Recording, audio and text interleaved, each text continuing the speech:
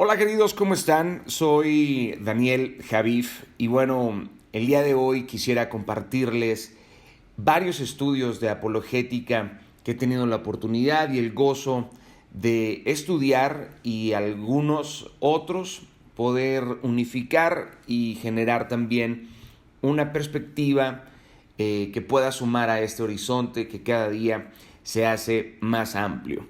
En esta Semana Santa hay un tema muy importante que suele quedarse a lo mejor un poco en una mirada simplista, pero quisiera que hablemos de las distintas perspectivas sobre la muerte que existen en las diferentes religiones alrededor del mundo. ¿A qué voy con esto? Desde el principio de la humanidad, el hombre de alguna u otra manera se ha realizado la pregunta de qué sucede después de la muerte.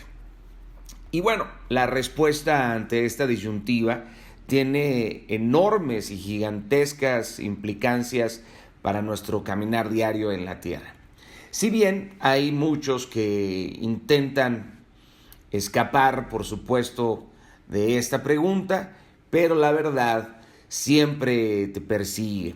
Y tarde o temprano tendremos que enfrentar esta respuesta. Hay muchas respuestas a esta pregunta y claro, desde las diferentes culturas siempre existirán respuestas diferentes. Si pensamos en los ateos, ellos piensan que al morir dejamos simplemente de existir, ¿cierto? Que no hay una vida después de la muerte ni un alma eterna que continúa hasta la eternidad. Lo único que podemos esperar en nuestra muerte es inevitable. O sea que la futura muerte de la humanidad y del universo está frente a un futuro donde el ateo no encuentra un sentido o un propósito a su propia existencia. Respetable, al fin y al cabo, cada quien es el resultado de su propio sistema de creencias. Ahora, si volteamos a ver las religiones orientales o de la nueva era, por llamarlo de una manera más centralizada, estas religiones, bueno, pues apoyan una visión panteísta del mundo, o sea, enseñan que cada uno de nosotros atravesamos un cierto ciclo infinito de reencarnaciones hasta que de alguna forma se rompe el ciclo y la persona se hace uno en conjunto con lo divino, y le pongo comillas a esto.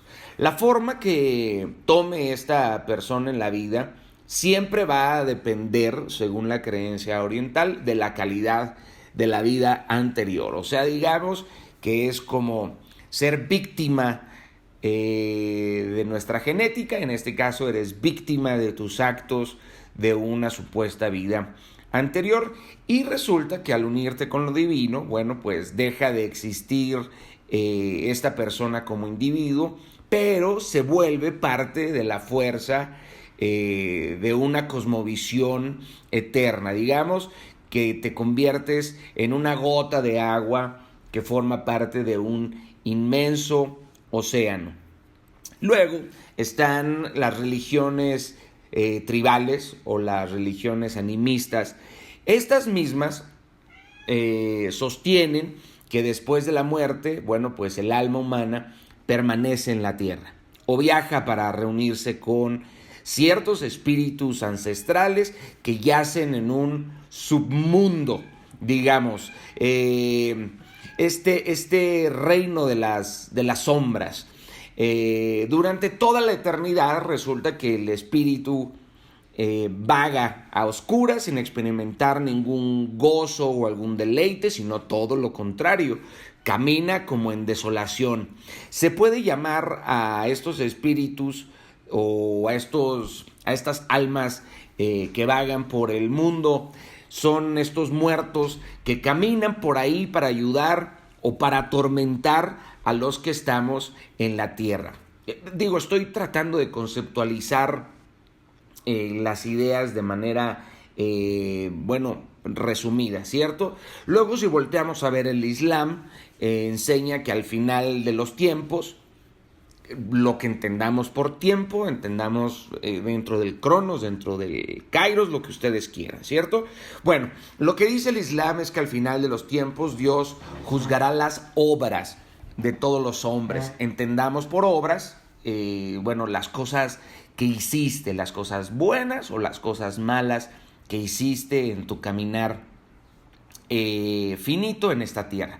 Aquellos cuyas buenas obras, por supuesto, son más que las malas obras, entrarán al reino de los cielos. Digamos que aquí hay una competencia muy interesante entre el reino de los hechos y el reino de lo eterno.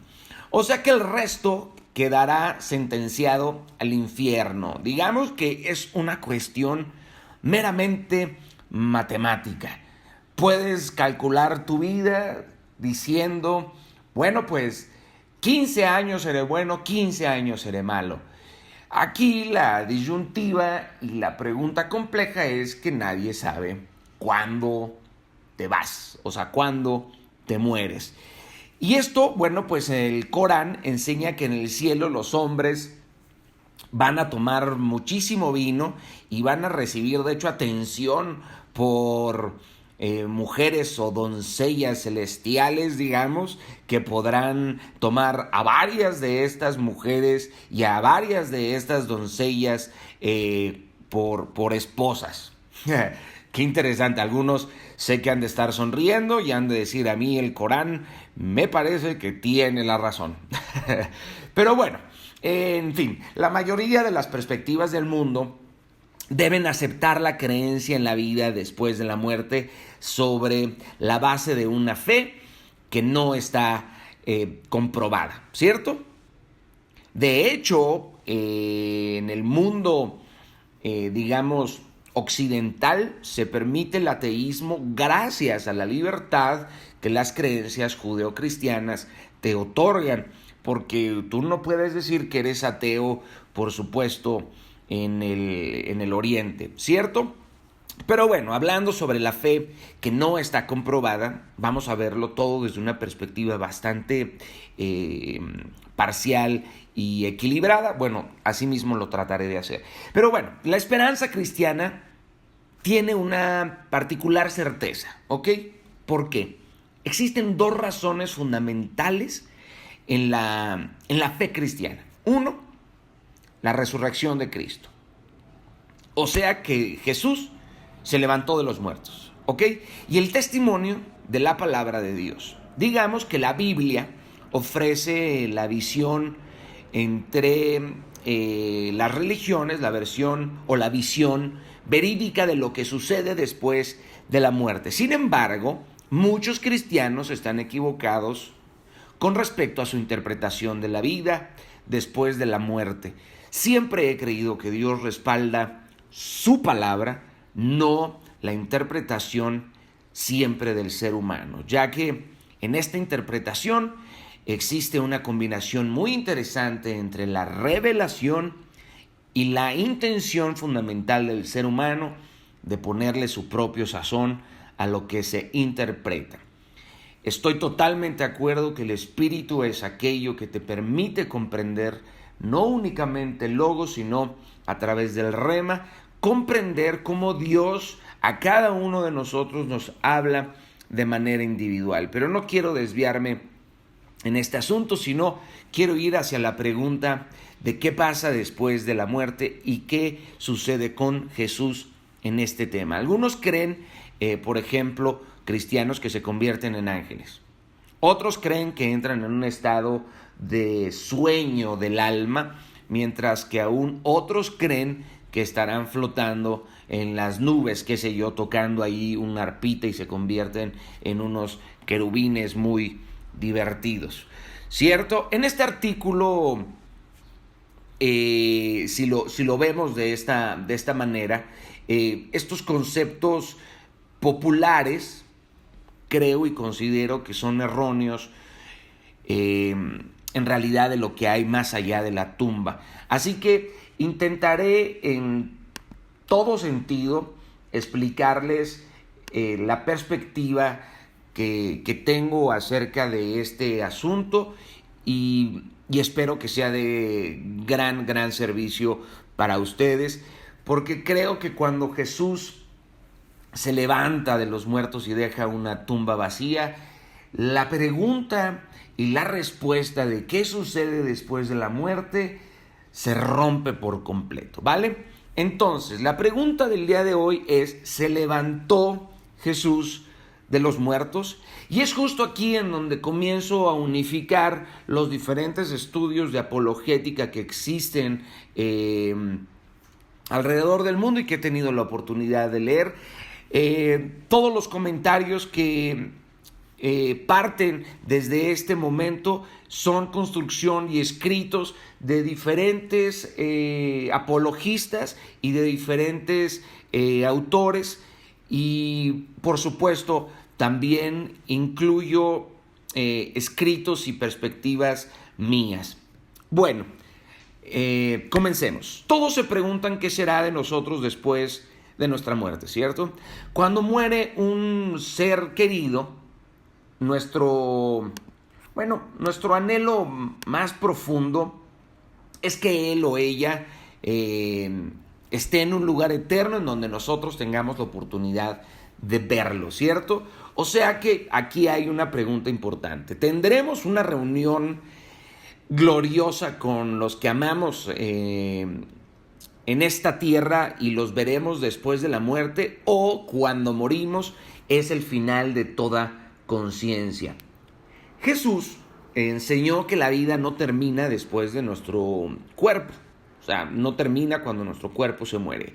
Él hizo esta afirmación sorprendente, ¿eh? Escuchen lo que Jesús dice. Estas son palabras de Jesús. Yo soy la resurrección y la vida. Aquellos que creen en mí, aunque muera como todo el mundo, volverán a vivir. De acuerdo a testigos, fíjense, de acuerdo a testigos oculares, cierro lo que dice Jesús, de acuerdo a testigos oculares más cercanos a él, Jesús le demostró su poder sobre la muerte al mundo antiguo al resucitar, de entre los muertos después de haber sido crucificado y enterrado por 3 días. Es esta la creencia la que ha dado realmente esperanza a todos nosotros que nos consideramos cristianos o en el proceso de ser cristianos durante casi 2000 años. Hay un ateo, muchachos, que se llama Bernard Russell. Este ateo escribió en 1925, yo creo que cuando yo muera me podriré y nada de mi propio ego va a sobrevivir. Eso es lo que dice Russell. Bueno, eso es muy bueno, estamos de acuerdo, ¿no? Russell claramente cruzaba la línea de lo amarguetas, de lo malhumorado. Yo siempre he dicho que las moscas de la amargura siempre le están volando a la gente que está muerta en vida, o sea, a esos personajes que ya están muertos, pero todavía no los entierran. Pero me parece que tiene una frase espectacular, porque dice que nada de su propio ego va a sobrevivir. Y sí, y es cierto, ¿ok? Pero bueno, todos nos preguntamos, igual a lo mejor con un poco más de optimismo, ¿qué nos va a pasar cuando nos muramos? Digamos que el ateo no tiene este optimismo, entre comillas, absurdo, de qué va a pasar con nosotros cuando partamos de esta vida. Ahora, si la vida después de la muerte no es una opción, entonces Russell tiene toda la razón. Nuestros cuerpos se van a podrir y nada más de nosotros va a sobrevivir. O sea que no existe nada de conciencia, no existe la felicidad, adiós esperanza, y dejando a un lado varias décadas de cierto existencialismo, lo que esto resulta y significa es que vivimos en un mundo accidental sin un propósito final. O sea, vivimos en el nihilismo a profundidad. No voy a hacer una disertación acerca del nihilismo, pero échenle por ahí un ojo a este concepto que hoy por hoy ha estado tomando muchísima fuerza entre la generación millennial, ¿ok? Pero bueno, para no desviarme de Jesús, lo que hace que Jesús sea único entre los líderes religiosos y entre los grandes líderes en general es su relación con la muerte. Esa es una enorme diferencia. Los líderes se han encontrado con todas formas de muertes, Si volteamos a ver a los Mandela, a los Luther King, todos estos líderes han tenido una muerte prematura. Han sido asesinados o han sido suicidas, una muerte autofligida o hasta una muerte accidental entre los casos de menor número. Antes de que el mundo estuviera listo, por supuesto, para su partida, estos líderes pues simplemente murieron de manera inmediata. Pero la muerte no los regresó a la vida, sino que los encontró y se acabó, se finí. Pero Jesús no es único en que sus enemigos lo mataron, como algunos de los líderes a lo mejor que les mencioné hace unos segundos. Lo que no tiene precedentes, muchachos, con Jesús, si los evangelios son creídos de manera absoluta, es que él, o sea, Jesús, predijo cómo y cuándo pasaría. Y lo más increíble de todo esto es que se resignó a ello. Y describo resignarse como que en realidad eligió que esto sucediera. O se olvidó por completo su voluntad y entregó la voluntad que nos hace ser seres humanos, declarando que la muerte no tiene poder sobre él. Es increíble, ¿eh? Jesús dice, esto me va a pasar, pero don't worry, carnales.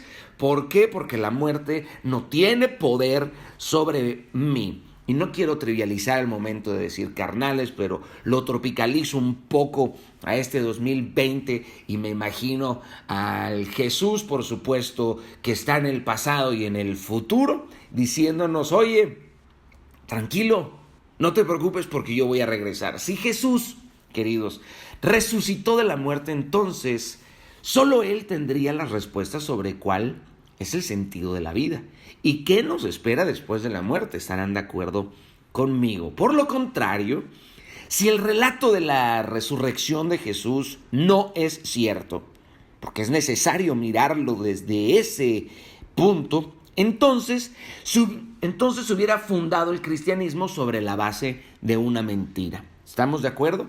Porque lo que fundamenta el cristianismo absoluto es que Jesús resucitó de la muerte. Y bueno, el teólogo R.C. Sproul lo expresa de la siguiente manera, me encanta. La afirmación de la resurrección es vital para el cristianismo. De acuerdo. Si Cristo ha resucitado de la muerte por Dios, entonces Él tiene las credenciales y la validación que ningún otro líder religioso posee. ¿Estarán de acuerdo conmigo? Eso es lo que dice Sproul. Todos los demás líderes, muchachos, todos los líderes religiosos han muerto. Pero, según el cristianismo, del cual formo parte, Jesucristo está vivo. Tan diferente y anormal es todo esto que, pues una parte de nosotros nos gustaría rechazarlo como un mito. Pero la pregunta aquí es, ¿la resurrección relegada a una historia de escuela dominical o en realidad esta historia tiene evidencias? Para partir de ahí hay que hacer análisis muy profundos. Y aquí es en donde menciono lo que este gran investigador Josh McDowell dijo.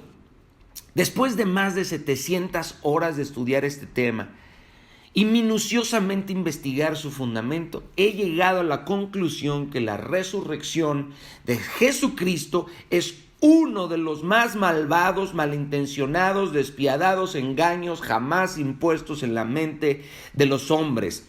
O es el más fantástico hecho de toda la historia humana.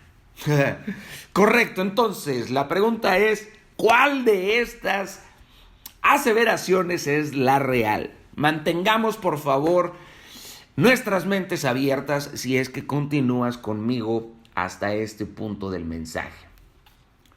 Cínicos y escépticos seremos, ¿cierto?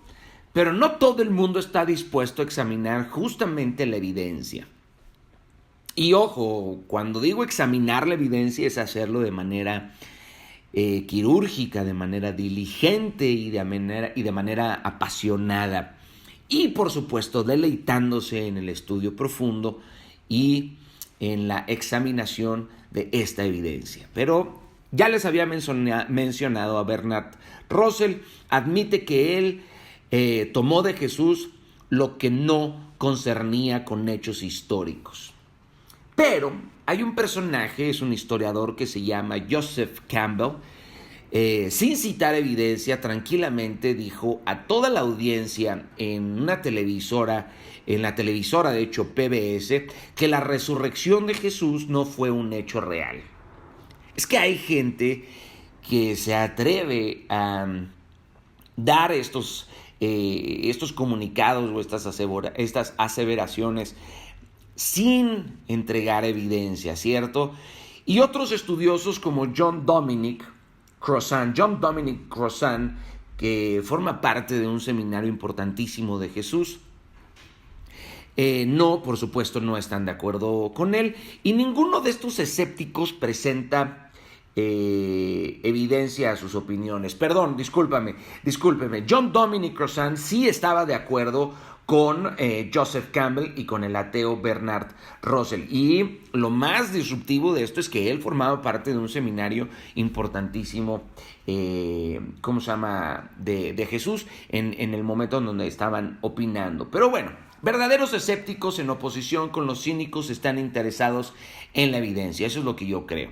En una revista editorial escéptica llamada ¿Qué es un escéptico?, dan la definición siguiente: escepticismo es la aplicación de la razón alguna y todas las ideas no se permiten vacas sagradas. O sea, en otras palabras, los escépticos no inician una investigación cerrados a la posibilidad de que un fenómeno podría ser real o que una afirmación podría ser cierto, lo cual me parece correcto. Cuando decimos que somos escépticos, queremos decir en realidad que queremos ver de manera poderosa evidencia antes de que decidamos creer. Eso es lo que podría definir a un escéptico, a toda diferencia de Russell y de Crossan, ¿ok?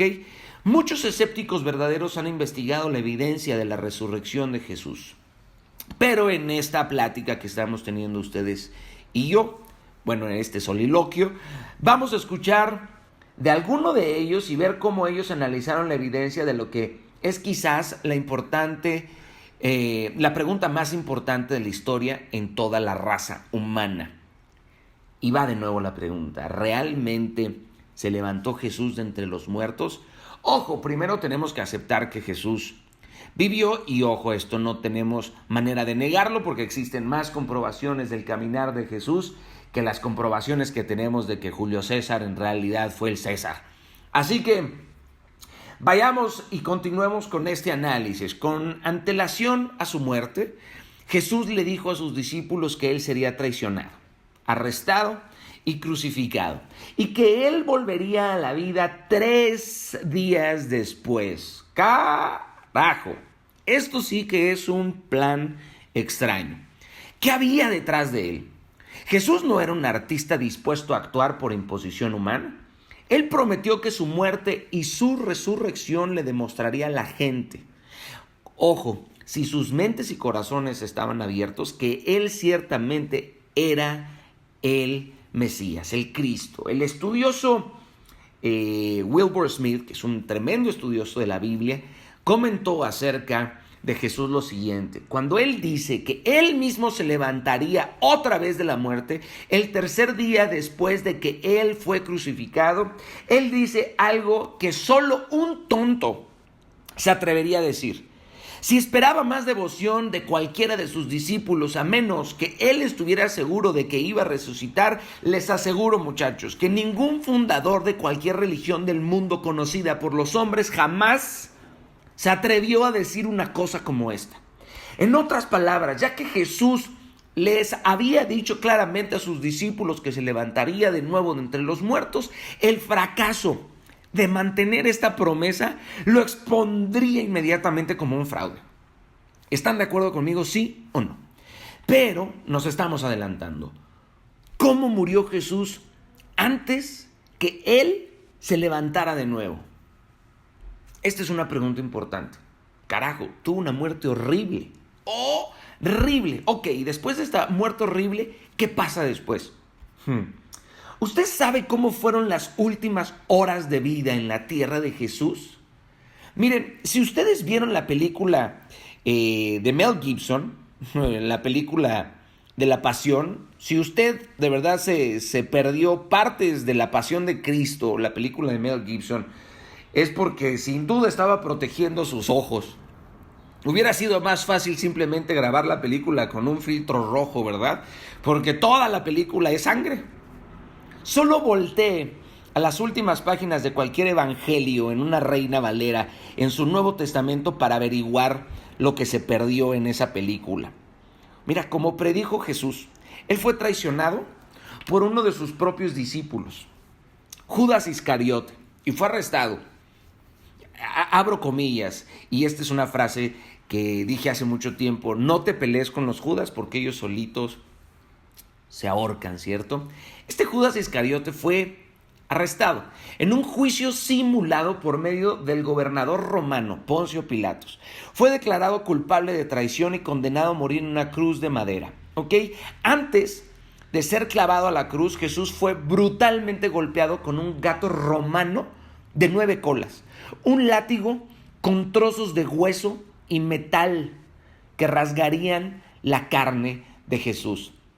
También recibió puñetazos repetidamente, fue pateado, fue escupido. Después, utilizando mazos, estos verdugos romanos lo golpearon con el pesadísimo hierro forjado, clavado en las muñecas y en los pies de Jesús. Finalmente dejaron caer la cruz, muchachos, cuando lo subieron en un agujero en la tierra entre dos cruces que cargaban otros 2 ladrones condenados. Esta historia verídica está dentro de la palabra de Dios, pero Jesús, muchachos, colgó allí por aproximadamente 6 horas.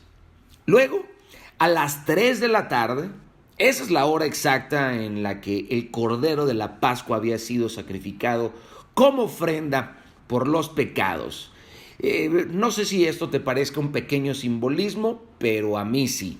Jesús gritó algo increíble en arameo, que está en la Biblia, por supuesto, y dice: consumado es. Y ahí murió. Qué increíble, ¿no? Yo creo que la Biblia tiene grandes momentos, pero si existiera un top 3 de momentos, este es uno de ellos. Otro de ellos sería el momento en que Dios detiene la mano de Abraham cuando va a sacrificar a su hijo Isaac.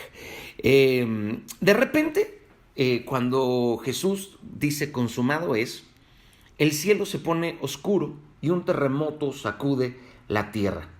Ahí tienes a Pilatos, que quería la confirmación de si Jesús estaba muerto, antes de permitir, por supuesto, de que su cuerpo fuera sepultado. Imagínense el rostro de todos estos personajes. Yo no me imagino el rostro de los soldados en ese momento. Entonces muere y un guardia romano hunde una lanza a su costado, al costado, ¿ok? Y ojo, la palabra de Dios dice que no se le rompió ningún hueso. Y presten atención a esto. La mezcla de sangre y agua que fluyó fue una clara indicación de que Jesús estaba muerto, no de que estaba adormilado o en estado vegetativo, no, muerto. El cuerpo de Jesús fue entonces, muchachos, bajado de la cruz y luego sepultado en la tumba del famosísimo José de Arimatea. La guardia romana, ojo, no era la guardia de un supermercado, carnales. Era la guardia romana. Estos tipos eran unas bestias. Bueno, pues el imperio sangriento que habían convertido la cruz en una imagen de terror psicológico. Jesús, cuando muere en esa cruz, hace un acto creativo del cual en otro momento hablaré de manera encantado, por supuesto. Pero bueno, la guardia romana, dando paso a la muerte de Jesús, sella la tumba. Y no nada más la sella, se quedan afuera de la tumba durante 24 horas, casi con reloj en mano, ¿ok? Mientras tanto, los discípulos de Jesús estaban brutalmente en shock. Por supuesto, sabemos antes que cuando aprenden a Jesús, cuando van por Jesús, lo traiciona, Judas traiciona a Jesús después de la última cena. De hecho, Jesús le dice, bueno, pues el que comparta esta comida conmigo, ¿no? Quien meta casi la mano a mi comida, ese es. Y sabemos que Judas es el que lo traiciona, pero luego también Pedro lo niega 3 veces antes de que cante el gallo. Fíjense lo que dice el doctor J.P. Moreland, escribe acerca del estado mental de Jesús. De los discípulos de Jesús. Ellos ya no tenían confianza. Eso es lo que dice J.P. Moreland. Ellos ya no tenían confianza de que Jesús había sido enviado por Dios. Ellos también habían sido enseñados que Dios no dejaría a su hijo o a su Mesías sufrir la muerte. Entonces se disiparon. El movimiento de Jesús estaba prácticamente detenido en su senda. ¿Siguen conmigo? Bien.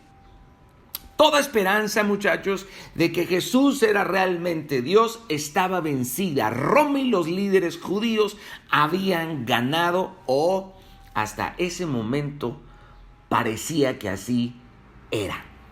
Pero no era el fin. No era el fin, porque el movimiento de Jesús no desapareció, obviamente. Y de hecho, el cristianismo existe hoy como la más grande religión del mundo. Yo no le llamo religión, pero creo que es el estilo de vida más profundo del mundo, la relación más increíble de este mundo. Por lo tanto, tenemos que saber qué pasó después de que el cuerpo de Jesús fue bajado de la cruz y puesto en la tumba. Pero bueno, en un artículo del New York Times, Peter Steinfeld cita los sorprendentes eventos que ocurrieron 3 días después de la muerte de Jesús. Poco después de que Jesús fue ejecutado, sus seguidores fueron de repente impulsados de ser un desconcertante y encogidito grupito de gente cuyo mensaje sobre la vida de Jesús y la venida del reino es predicado al riesgo de sus vidas. O sea, los seguidores de Jesús, después de la muerte de Jesús, eran un grupo pequeñito, muy chiquitito, que predicaban la venida del Señor, la venida del reino, a costa de poner en riesgo absolutamente sus vidas. Pero eventualmente, este pequeño movimiento cambió en imperio. Algo pasó. ¿Pero qué pasó exactamente?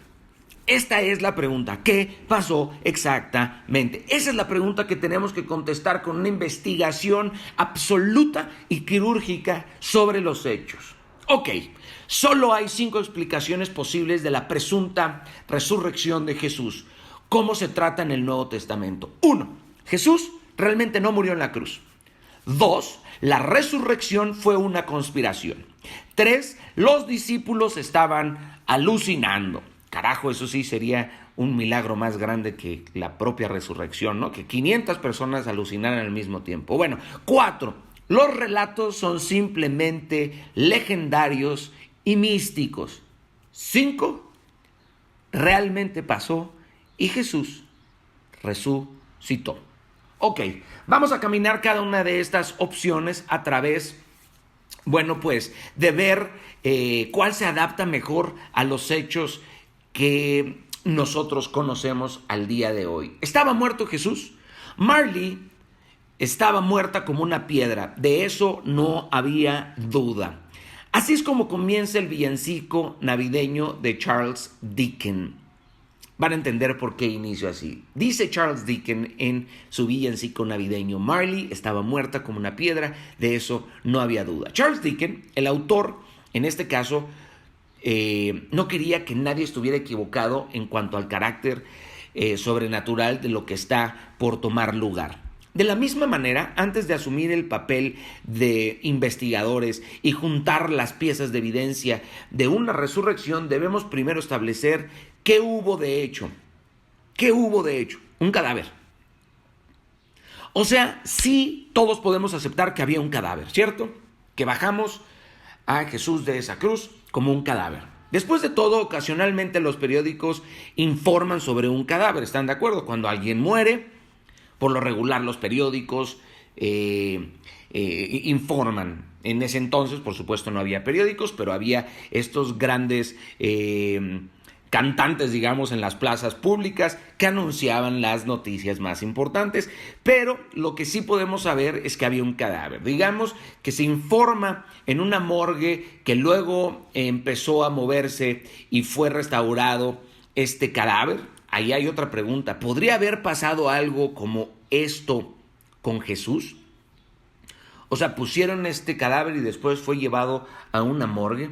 Algunos han propuesto, de hecho, que Jesús vivió a pesar de la crucifixión y fue revivido por el frío, fíjense. O sea, por el aire húmedo en la tumba. Ojo, un momento, por favor. ¿Por cuánto tiempo estuve fuera? O sea, ¿en qué momento nos perdimos aquí? Esta teoría no parece cuadrar con la evidencia médica. ¿Están de acuerdo, muchachos? Un artículo de la revista American Medical Association explica por qué esta llamada teoría del desvanecimiento es absurdamente insostenible. Claramente el peso de la evidencia histórica y médica indicaba que Jesús estaba muerto. La lanza hundida entre su costilla derecha probablemente perforó no solamente su pulmón derecho, pero también el pericardio y su corazón, y de ese modo aseguraron su muerte. Pero el escepticismo, chicos, acerca de este veredicto puede ser justificado, como este caso ha estado archivado por 2000 años. Al menos necesitamos, sin duda, una segunda opinión. Un lugar para encontrar eso es en los reportes de los historiadores que no son cristianos alrededor del tiempo en el que Jesús vivió y caminó. 3 de estos historiadores mencionaron la muerte de Jesús y se los voy a decir uno por uno. Lucio, 120 después, 180 años después de Cristo. ¿Ok? Se refirió a Jesús como un sofista crucificado. Lucio era un filósofo, o sea, un filósofo. Así es como Lucio se refirió a Jesús, como un sofista crucificado. Después aparece Josefo en el año 37 hasta el 100 después de Cristo. Esto es lo que escribe Josefo. En este tiempo apareció Jesús, un hombre sabio, porque él era un emprendedor de obras asombrosas. Cuando Pilatos lo condenó a la cruz, los principales hombres entre ellos lo habían acusado. Aquellos que lo amaron no cesaron de hacerlo. O sea, los que amaban a Jesús no dejaron de hacerlo. Después aparece Tácito, del 56 hasta el 120 después de Cristo, y esto es lo que escribe Tácito. Christus, de quien el nombre tuvo su origen, sufrió la extrema sanción en las manos de nuestro procurador Poncio Pilatos. Carajo, estos 3 historiadores no cristianos mencionan la muerte de Jesús, entonces sabemos que Jesús caminó, existió y también fue crucificado y también fue muerto, y por supuesto aceptan que hay un cadáver. Esto es un poco como ir entre los archivos y buscando aquel de un día de primavera en el primer siglo, ¿ok? Jerusalem Post publicó en primera página una historia diciendo que Jesús había sido crucificado y muerto. No está mal el trabajo de detective, por supuesto, y este trabajo puede ser bastante concluyente. De hecho, no hay relatos históricos de cristianos, romanos o judíos que discuten ya sea la muerte de Jesús o su entierro. Incluso el que les mencioné anteriormente, Crossan, un escéptico de la resurrección, está de acuerdo de que Jesús realmente vivió y murió. O sea, Crossan acepta que Jesús realmente vivió y murió. Que Él fue crucificado es tan seguro, muchachos, como cualquier hecho histórico pudiese llegar a ser. A la luz de tal evidencia parece que estamos en buena tierra para descartar la primera de nuestras 5 opciones. Jesús estaba claramente muerto. Bien, de eso no hay duda. Siguiente, la cuestión de una tumba vacía. Ningún historiador serio realmente duda de que Jesús estuviera muerto cuando fue bajado de esa cruz. Sin embargo, muchos se han preguntado cómo el cuerpo de Jesús desapareció de la tumba. Y aquí aparece el doctor Frank Morrison, el periodista inglés. Este famoso periodista inglés inicialmente pensó que la resurrección era un mito o un engaño, así que él empezó a investigar para escribir un libro que fuera a refutar absolutamente la opción de que Jesús había sido resucitado. El libro se hizo famoso, pero por razones diferentes al propósito original, como veremos a continuación. Morrison empezó por intentar resolver el caso de una tumba vacía. Por cierto, les invito a ver mi video La tumba vacía, que está también aquí en mi canal de YouTube. La tumba pertenecía a un miembro del concilio del Sanedrín. El Sanedrín, chicos, es este conjunto de grandes maestros de la ley. Y entre estos maestros de la ley estaba José de Arimatea, el cual era dueño, digamos, de esta tumba. En Israel, en aquel tiempo, para estar en el concilio había que ser, en realidad, bueno, pues una estrella de rock, un tremendísimo influencer. Todos sabían quién estaba en el concilio. Todo mundo sabía quién formaba parte de este concilio. Es como ser del gabinete presidencial. José debe haber sido una persona absolutamente real. De lo contrario, los líderes judíos habrían expuesto la historia como un fraude en su intento de refutar la resurrección. También la tumba de José habría sido en un muy conocido lugar y fácilmente identificable.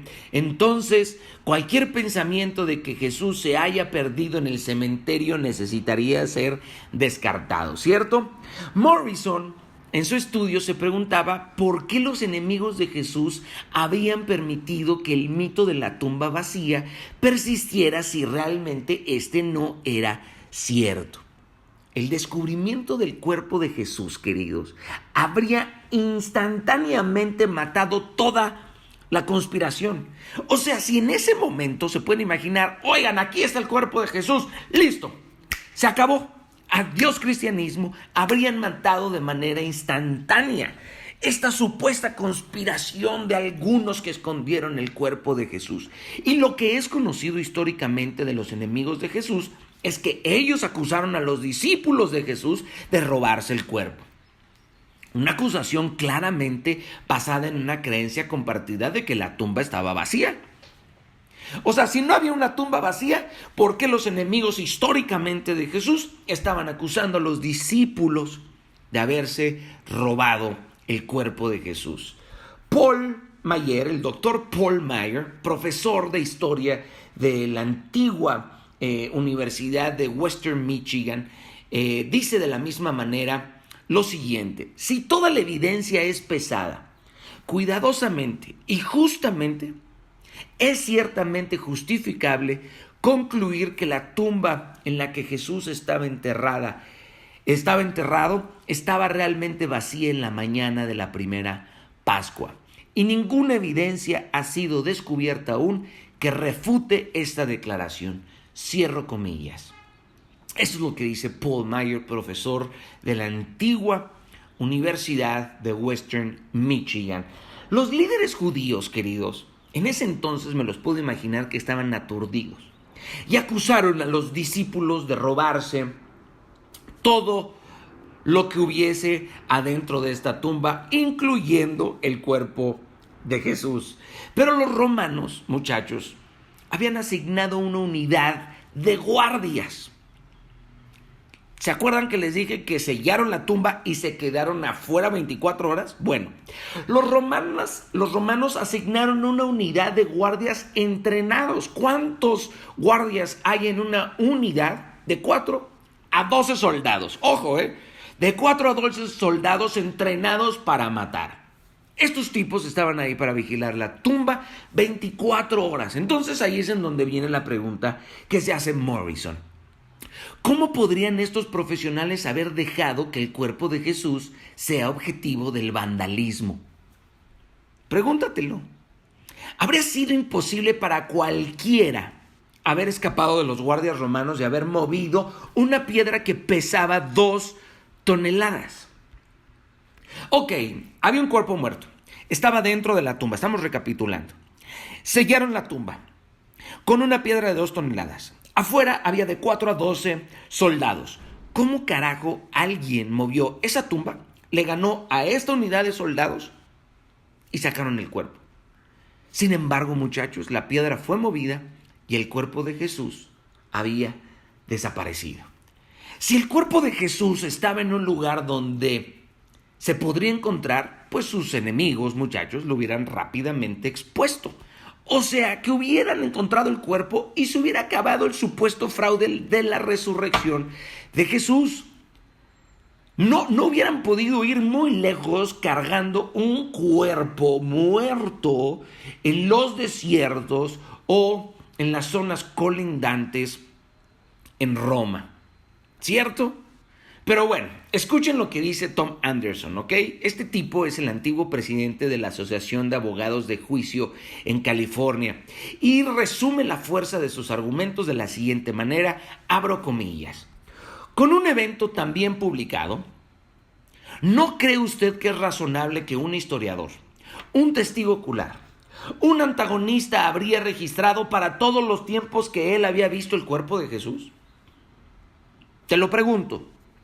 El silencio de la historia es ensordecedor cuando viene el testimonio en contra de la resurrección. Cuando alguien, cierro comillas, queridos, cuando alguien quiere atacar la resurrección, el silencio es ensordecedor.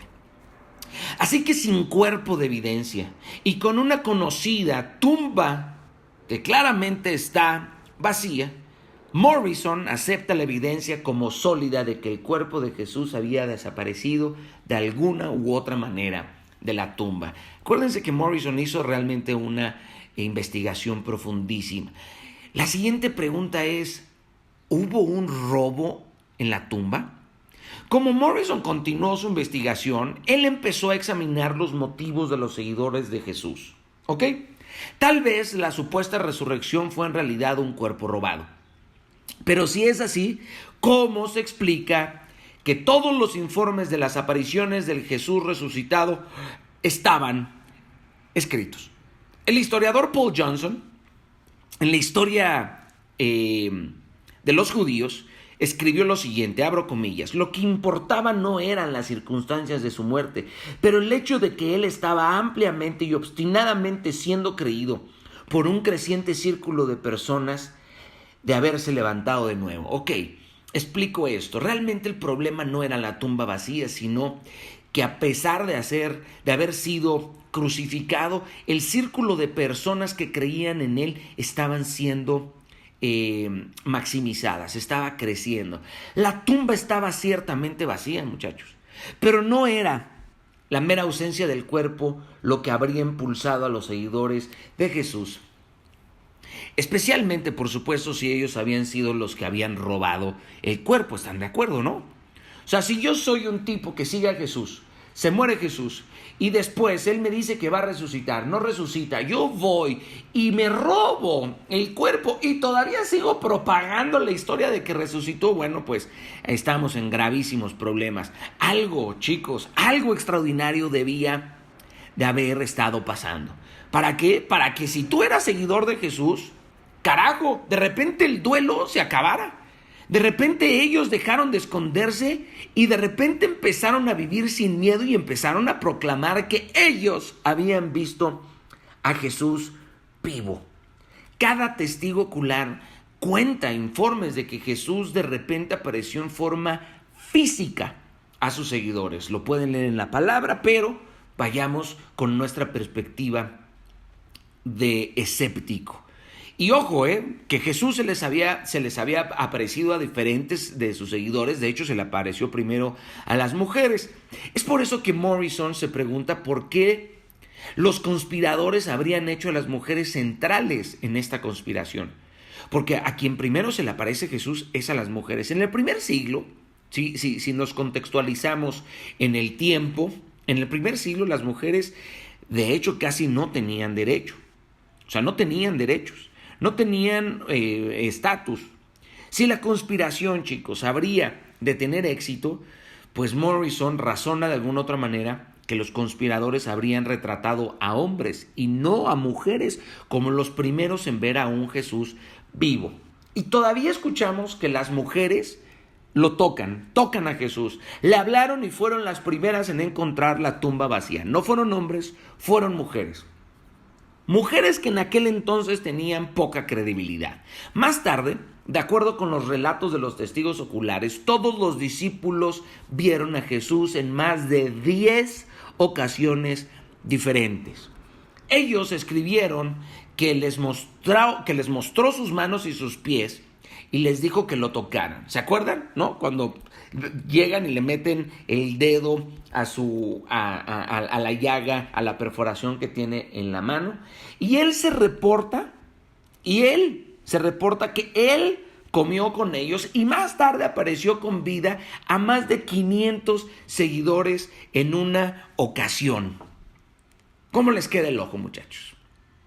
¿Cómo te queda el ojo?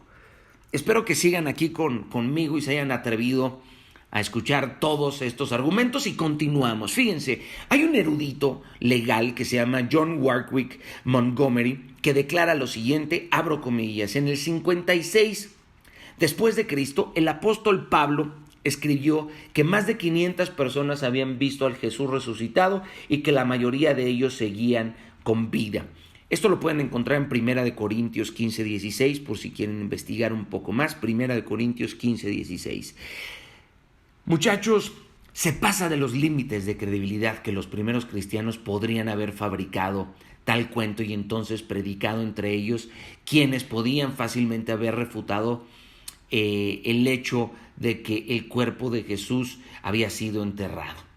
Algo tiene que haber pasado para que después de tanto tiempo hasta un hombre como Pablo estuviera dispuesto a dar su vida por Cristo cuando tiempo antes se dedicaba a asesinar cristianos. Los estudiosos de la Biblia, estos personajes que se llaman Geisler y Turek, están totalmente de acuerdo con esto y cito lo que ellos dicen de la siguiente manera, abriendo comillas. Si la resurrección no ha ocurrido, ¿por qué habría dado el apóstol Pablo tal lista de supuestos testigos? Él habría inmediatamente perdido toda credibilidad de sus lectores en Corintios por mentir de manera tan descarada. Y ojo, recordemos que Pablo era un maestro de la ley, era un tipo con doble nacionalidad, podía entrar a Roma como se le placiese, disculpen, en el momento que quiera podía entrar Pablo. Pedro le dijo a una multitud en Cesarea, le dijo porque él y los otros discípulos estaban tan convencidos de que Jesús estaba vivo. Nosotros somos testigos de todo lo que hizo en la tierra de los judíos y en Jerusalén. Lo mataron colgándolo de un madero, pero Dios lo resucitó al tercer día. Comimos y bebimos con él después de su resurrección. Asimismo, dice Hechos 10, 39, 41. El británico estudioso, chicos, de la Biblia, Michael Green, observó de la siguiente manera, abro comillas de lo que él dice, las apariciones de Jesús son también autentificadas como nada en la antigüedad. No puede haber duda racional de que ellas en realidad ocurrieron, cierro comillas. ¿A qué voy con esto, chicos? Jesús es consecuente hasta el final. La historia es consecuente hasta el final. ¿Por qué? Porque como si los informes de los testigos no fueran suficientes para desafiar a cualquier escéptico, Morrison piensa lo siguiente: él estaba desconcertado por el comportamiento de los discípulos. Esto es un factor importantísimo cuando hablamos de la resurrección de Jesús. Un hecho de la historia que ha dejado perplejo a historiadores, psicólogos y escépticos por igual. ¿Cómo es posible que estos 11 cobardes estaban de repente dispuestos a sufrir humillación, tortura, persecución y muerte? Oye, todos menos uno. Todos menos uno de los discípulos de Jesús fueron asesinados como mártires. Ellos habrían hecho tanto por una mentira, de verdad, sabiendo que ellos habían tomado el cuerpo. Tú pregúntatelo. Listo, eres capaz de sostener una mentira durante meses, durante años, pero esta mentira tarde o temprano te carcome, querido. ¿Cierto o no es cierto? ¿Por qué? Porque la verdad a la gente falsa siempre los aplasta. Todos estos discípulos fueron asesinados y muertos como mártires. Es cuestión de voltear a ver en este sentido a los terroristas, por ejemplo, del 11 de septiembre. Demostraron que algunos morirían por una falsa causa en la que ellos creían. Ok, vamos a tomar este argumento como cierto. Sin embargo, para ser un mártir dispuesto a morir por una mentira conocida es una verdadera locura. Paul Little escribe lo siguiente, abro comillas: los hombres morirán por lo que ellos creen que es verdad, aunque en realidad sea falso. Sin embargo, ellos no morirían por lo que creen que es una mentira. Carajo. Los discípulos de Jesús se portaron de una manera tan consistente, con una genuina creencia de que su líder estaba vivo. O sea, yo estoy dispuesto a morir por algo que creo que es verdad. No estoy dispuesto a morir por algo que creo que es una mentira. Nadie ha explicado adecuadamente por qué los discípulos habrían estado dispuestos a morir por una mentira que era conocida. Pero incluso si todos ellos conspiraron para mentir sobre la resurrección de Jesús, ¿cómo pudieron ellos haber mantenido la conspiración viva por décadas sin que al menos uno de ellos se vendiera por dinero o posición? Oye, ya lo había hecho Judas. Judas ya había entregado a Jesús por dinero.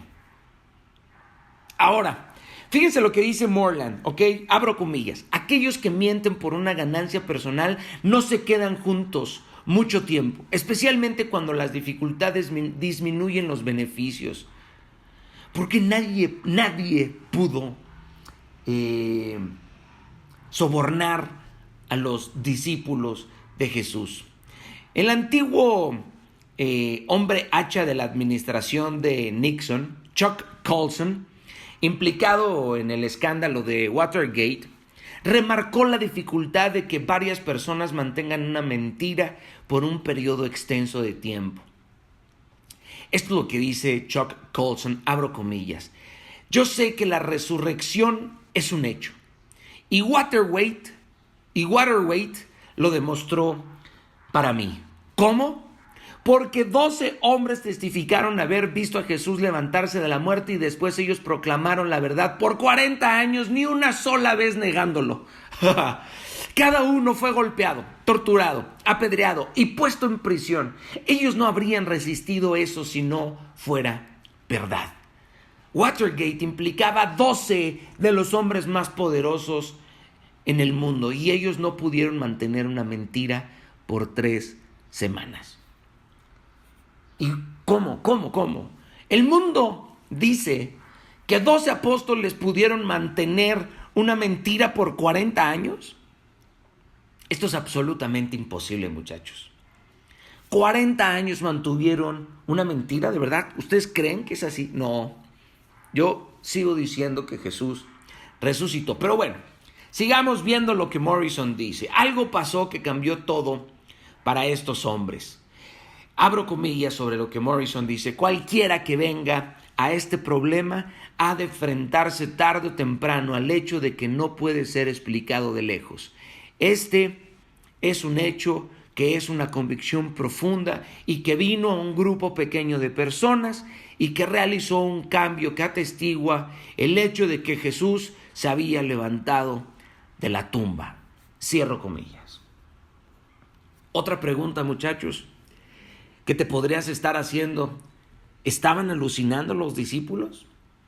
La gente todavía piensa que ven a un gordo Elvis de pelo gris lanzándose en Dunkin' Donuts, y después hay aquellos que creen que ellos pasaron la noche con extraterrestres en la nave nodriza siendo sometidos a indescriptibles pruebas. Hay gente que puede creer lo que se le pegue la gana, ¿vale? A veces ciertas personas pueden ver cosas que ellos quieren ver, eso es cierto. Cosas que realmente no están ahí, que no sucedieron en realidad. Y eso es el por qué algunos han confirmado que los discípulos de Jesús estaban angustiados por la crucifixión, porque la crucifixión no la puede negar, y que los deseos de su mente era ver a Jesús vivo a causa de una alucinación en masa a través del dolor. ¿Les parece esto convincente? Bueno, pues fíjense lo que dice el psicólogo Gary Collins sobre este asunto. Y ojo, Gary Collins es el antiguo presidente de la Asociación Americana de Consejeros Cristianos, y él fue interrogado sobre la posibilidad de que las alucinaciones estuvieran detrás del cambio radical del comportamiento de cada uno de los discípulos. Es por eso que Collins comenta lo siguiente, abro comillas: las alucinaciones son acontecimientos individuales. Por su propia naturaleza, solo una persona puede ver una alucinación dada en un tiempo. Ellas ciertamente no son algo que puede ser visto por un grupo de personas al mismo tiempo. Cierro comillas. La alucinación, queridos, no es siquiera una remota posibilidad, de acuerdo con el psicólogo Thomas J. Thorburn. Abro comillas, es lo que dice Thomas. Es absolutamente inconcebible que 500 personas con un promedio sensato de mente puedan experimentar todo tipo de impresiones sensuales, visuales, auditivas y de tacto, y que todas estas tengan la experiencia y puedan caer completamente en una alucinación. Cierro comillas. Es más, muchachos, en la psicología de las alucinaciones, la persona necesitaría estar en un estado de ánimo donde ellos deseen ver tanto a esa persona que su mente lo consiga.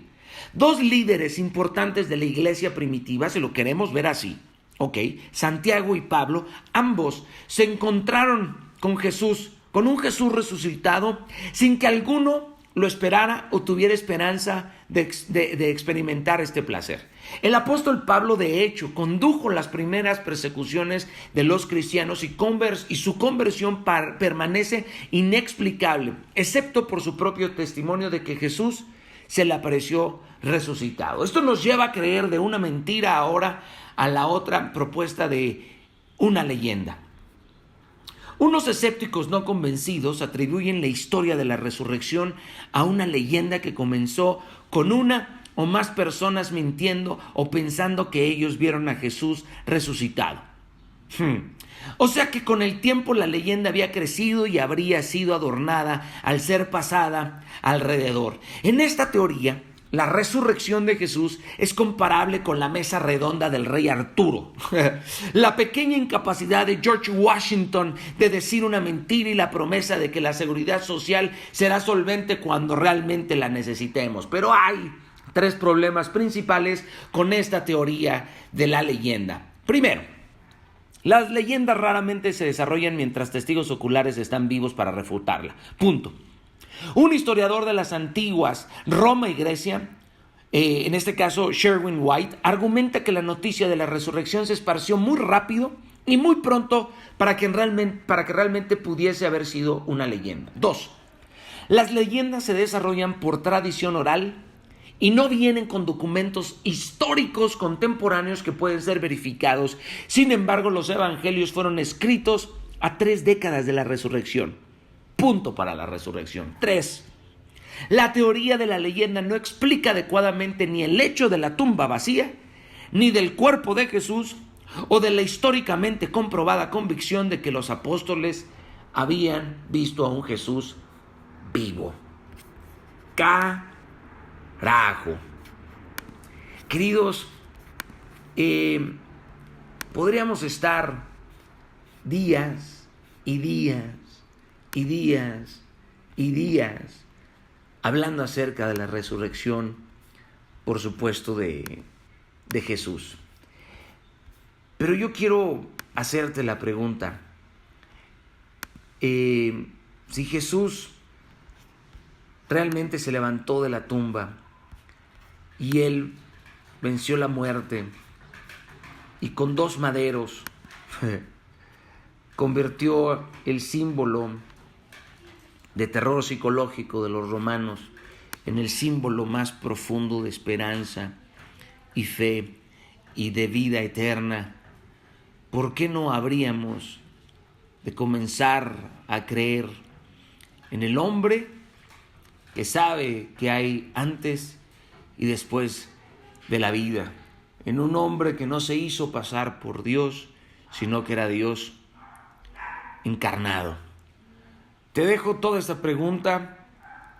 ¿Para qué? Para que seas tú quien se atreva a ir y cruzar la línea de abrir la palabra de Dios, de escudriñar la palabra de Dios de manera individual y de permitirte tener una mente abierta y descubrir por ti mismo la relación con Jesús.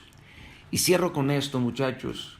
Quien en verdad conoce a Jesús, no le queda otra más que enamorarse de Él eternamente y estar dispuesto a entregar su vida por Él. Ya vimos todas las perspectivas, más allá de la posibilidad de un fanatismo absurdo de los discípulos, más allá de las alucinaciones que la propia psicología rompe en estos argumentos, más allá de las mentiras de ciertos historiadores, te invito a que tú, de manera individual y profunda, busques descubrir la relación con Jesús, el único líder y el mejor líder que ha pisado esta tierra. ¿Quién no quisiera seguir a un hombre, por supuesto, como Jesús, muchachos? Les mando un fuerte y bellísimo abrazo. La gente quiere ver a Jesús como hombre, como profeta, como maestro, pero no quieren verlo como Dios. ¿Por qué? La sencilla respuesta es porque con un maestro, con un profeta o con un hombre se puede lidiar, se puede escapar. Es fácil argumentar y debatir, pero cuando se trata de Dios, la historia deja de estar en nuestras manos y nos roba el poder al que tanto nos aferramos, creyendo que dicha identidad y capacidad es la única arma que tenemos para defendernos del mal y los conflictos. Así que te mando un fuerte abrazo, que Dios te bendiga muchísimo y espero que esta hora haya sido de tremenda bendición, por supuesto, para ti en todos los sentidos. Nos vemos por aquí en este canal de YouTube. Si te gustó este estudio y la combinación de todos estos escritos y de todas estas perspectivas, gracias por compartirlo y que Dios les bendiga muchísimo. Bye.